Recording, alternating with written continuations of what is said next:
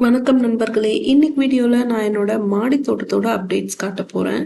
Actually என்னோட பையன் தூங்கிட்டு இருக்கான்.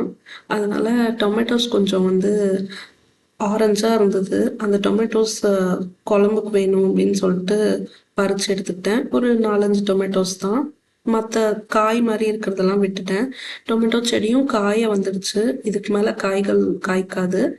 அண்ட் செடிகளுக்கு கொஞ்சம் தண்ணி ஊற்றிட்டு, இந்த செடி என்ன செடின்னு தெரியல. இந்த ஃபர்ஸ்ட் தண்ணி ஊற்றினேன் இல்லையா, அது என்ன செடின்னு சரியா தெரியல. ஆனால் செடியில் முள் இருக்கு.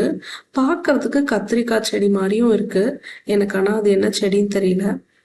ஃபுல்லாக எல்லா செடிகளுக்கும் தண்ணி ஊற்றிட்டு இருக்கிற புதினா, கொத்தமல்லி கொத்தமல்லி நான் ஒரு குட்டி குட்டி டப்பாவில் வச்சுருக்கேன். அதனால கொஞ்சமாக தண்ணி ஊற்றுறேன்.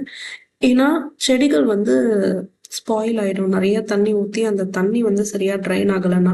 இந்த செடி இதோ இங்கே காட்டியிருக்கேன் இல்லையா, இந்த செடி என்ன செடின்னு யாருக்காவது தெரிஞ்சா எனக்கு கமெண்ட் பண்ணுங்க. அண்ட் நான் நினைக்கிறேன் அது சுண்டைக்காய் செடியா இருக்கும்னு. ஏன்னா நான் நிறைய சுண்டைக்காய் விதைகள் நட்டேன். ஒரு செடி கூட வரல. நான் வராதுன்னு நினைச்சேன். மேபி அதுல ஏதாவது ஒன்று ரெண்டு முளைச்சிருக்கும்னு நினைக்கிறேன்.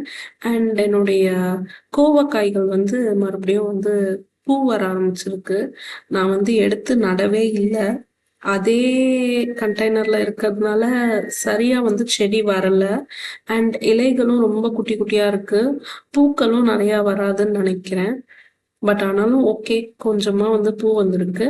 அண்ட் காராமணி செடிகளும் மொத்தமா ஒரு 15 கண்டெய்னர்ல இருந்தது. அதுவும் பாதி கட் பண்ணதுல இதாகி போச்சு. அதுல ஒரே ஒரு காய் இருந்தது, அதையும் பறிச்சுக்கிட்டேன். இந்த கோவக்காய் செடி ஓரளவுக்கு வளர்ந்த செடியில கொஞ்சமா பூ வந்திருக்கு. இது இன்னையோட அப்டேட் ஃப்ரெண்ட்ஸ். Bye friends.